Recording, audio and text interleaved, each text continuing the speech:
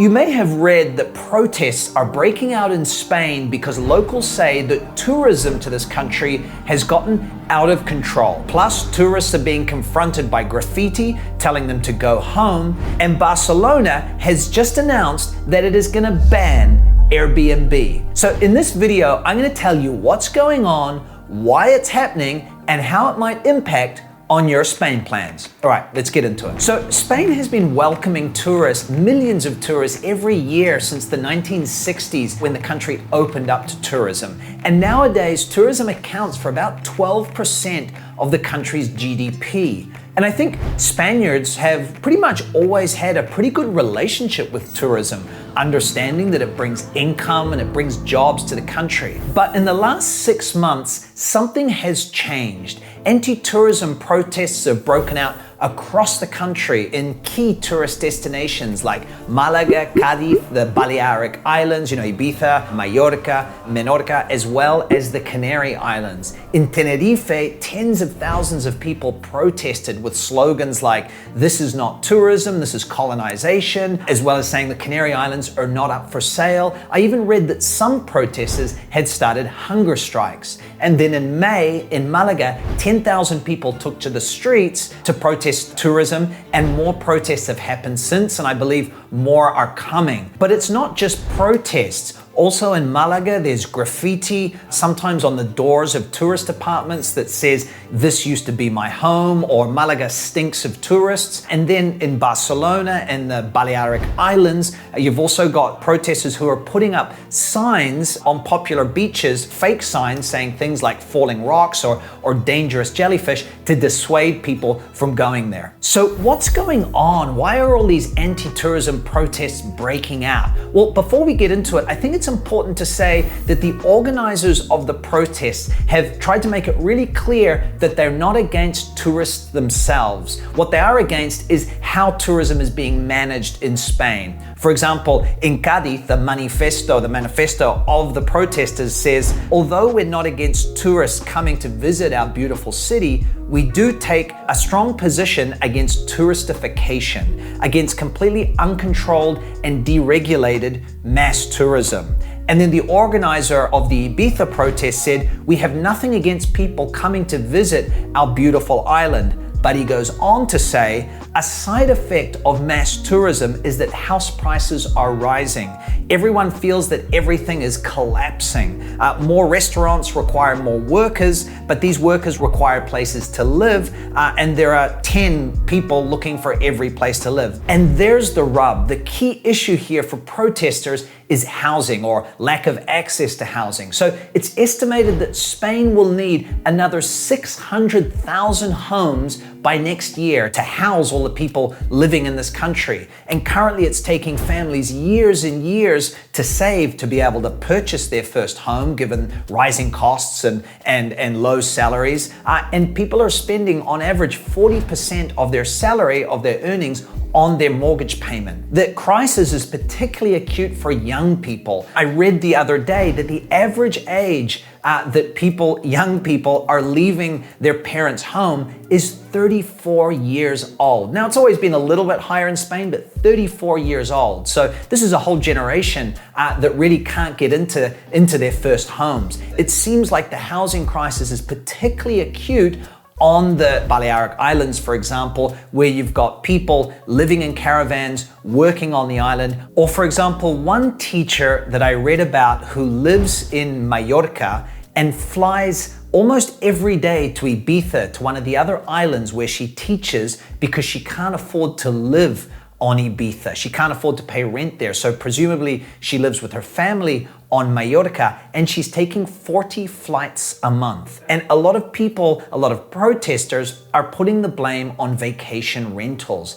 because when you have cities like Malaga, where 42% of the homes in the historic center are Airbnbs, then it's a really clear target for a lot of these protesters. But here's the thing, it's not just about housing for the protesters. That's the big issue, but it's also about other things. Protesters are saying that the influx of tourism, the mass tourism, is starting to impact on their traditional way of life. For example, in Catalonia, there's a very strong and very rich nudist tradition, nude bathing tradition. And Catalan nudists are saying that in the secluded beaches where they have long gone to be nude together and bathe and sunbathe, now tourists are starting to go there, tourists who are wearing clothes and who are making them feel uncomfortable in these spaces where they used to have privacy. So one of the long-time nudists said that these areas are being invaded, mostly in the summer months, by tourists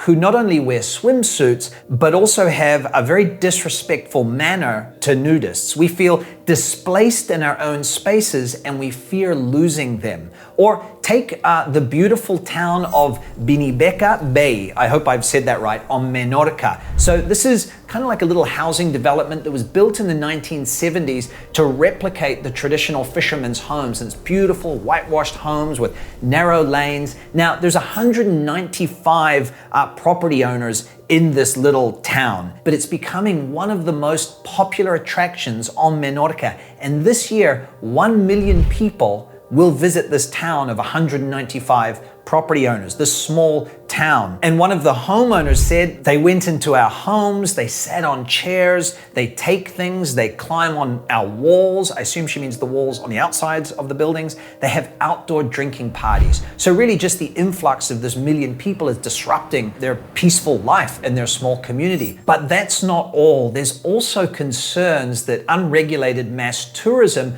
could be having a permanent negative effect on many of this country's ancient buildings and historic heritage. So in Valencia, scientists have done a study where they set up sensors in some of the city's historic buildings to measure the impact of tourist crowds over a period of 3 years. And they found that in key moments, CO2 levels would rise, humidity would rise, temperature would rise, and this could be having long-lasting negative impacts on the buildings, effectively damaging them. One of the scientists said, "I don't want to demonize tourism because it's a driver of the local economy, but better management is needed before historical monuments are damaged for future generations." Okay, so that's a whole bunch of issues that Spain is dealing with right now. So what's being done about it? Well, cities have started to take action, and also the national government is looking at stepping in.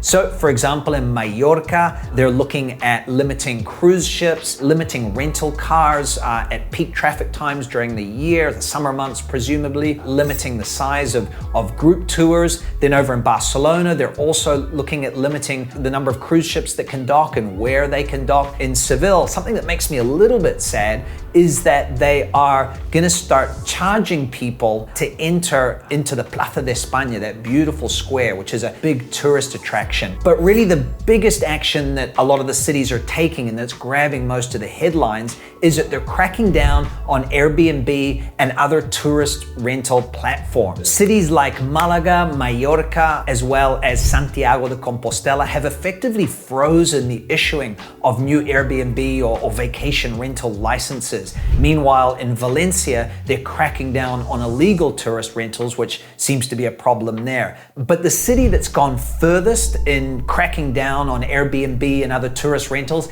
is Barcelona. So the city had passed a freeze on the issuance of new Airbnb licenses in 2014, Airbnb and all other tourist rentals. Currently, there's about 10,000 in the city. And the new mayor who just came into power, we expected him to continue the crackdown on Airbnb, but he went much further than everyone expected. And a few weeks ago, he announced that after November 2028, the city won't be renewing any tourist rental licenses, which will effectively mean that if this goes ahead, from 2029 onwards, there will be no Airbnb available in Barcelona, no tourist rentals at all. But it doesn't end there. Airbnb might not be about to disappear just from Barcelona, it might be about to disappear from the whole country. The central government is currently debating updating the law that handles housing in this country so that property owners, effectively the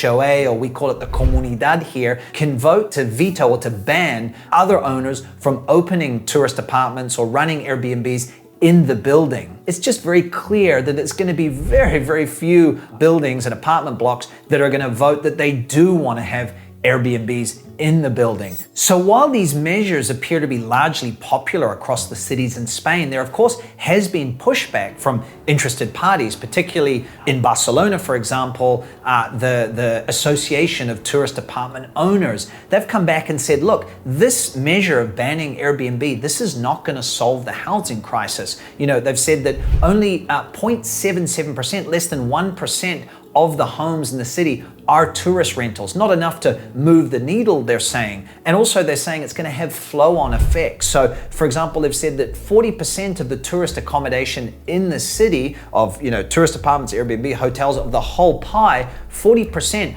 are vacation rentals and Airbnb and the like. And they say that if you ban those, it's going to prevent certain categories, particularly of tourists, from coming, especially family tourists who, you know, families who travel, who really rely on apartments because it's just much easier for families to be in an apartment than to be in a hotel room. And they say that the trickle-down impact of closing these Airbnbs and tourist apartments means that shops, restaurants, museums are going to have less customers, less tourists, and that businesses are going to close. And of course, those who run Airbnbs in the different cities that are cracking down are complaining as well. And they're saying that if Airbnb is banned, they are not going to convert their homes into long-term rentals. The idea behind a lot of these crackdowns in the cities is that if we close Airbnb, all these 10,000 apartments in Barcelona will become available as long-term rentals for local tenants, locals.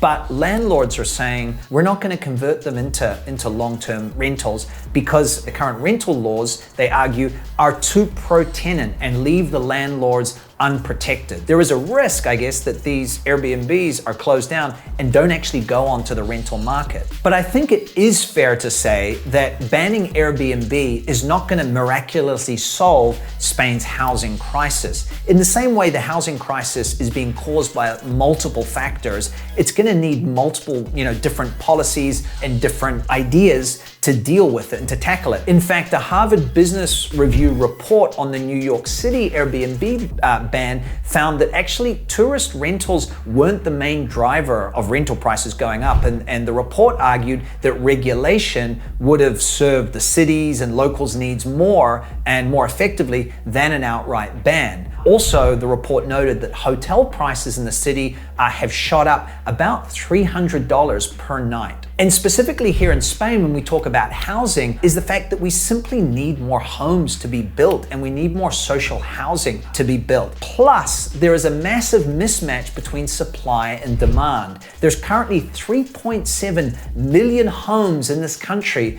that are completely empty, and most of them, about 80% of them, in good condition. In fact, the apartment just above me here, the entire time we've been living here in this apartment, has been empty. But in short, unless the multiple factors that are causing the housing crisis are addressed, we might find that there's a big hullabaloo about banning Airbnb, rightly or wrongly, and it just doesn't move the needle on housing prices that much. But I think it's also important to step back and zoom out to remember that this whole issue and what protests are talking about is not just housing. It's about unregulated mass tourism and the way it's impacting on their traditional spaces and on their historic centers. While housing is the key issue, it's also about how the country can just better manage this influx of people, whether it be how they visit the Plaza de España Square in Seville or where they're living and staying in the cities, whether it's in hotels or whether it's in apartment buildings where, locals are living their lives and hoping that there's not people dragging suitcases up and down the stairs, every single day. Okay, so what does this all mean for you and your plans to travel to Spain? Well, let's talk about the protests first. So I think it's important to underline that these protests have all been peaceful protests. Nothing has gotten out of control. Strike that. I filmed this video just before things, did start to get a little bit out of control. Last weekend in Barcelona, protesters started squirting water from water pistols at tourists dining in the city. I'm all for Spaniards asking their leaders to ensure tourism is well managed, but attacking tourists with water pistols is sad and totally counterproductive. Have these people with water pistols never been tourists in their own lives? Do they not plan to travel anywhere? This has been the only incident of this sort so far, and hopefully it stays that way. Okay, back to the video. And now let's move on to the accommodation side, the Airbnb side. Well, Right now, Airbnb and tourist vacation rentals are available throughout the country as they have always been. Nothing has changed there. But this is a very fluid situation. It feels like we're right in the eye of the storm right now. So, that could continue to change. And actually, if you want to keep up to date with the news from Spain, I actually write a newsletter every week. I send out a newsletter with news from Spain, with information and tips about travel to Spain and about moving to Spain. So if you're curious about signing up for that, I'd love you to. I'll put the link down in the description below so you can sign up for my weekly Spain newsletter.